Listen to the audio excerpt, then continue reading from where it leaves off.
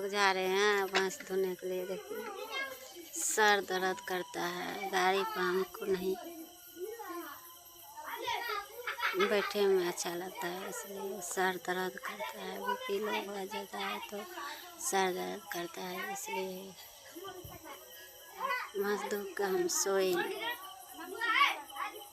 देखिए हम जाते हैं भैंस धोने के लिए। अभी कॉल ठीक करे है अपना से, वहाँ से आए हैं सोर बाजार से, भागवत कथा सुनने के लिए गए हैं। वहाँ से आए हैं, कॉल भंगट गए हैं, कॉल ठीक किए हैं। अब जाते हैं भैंस धोने के लिए। देखो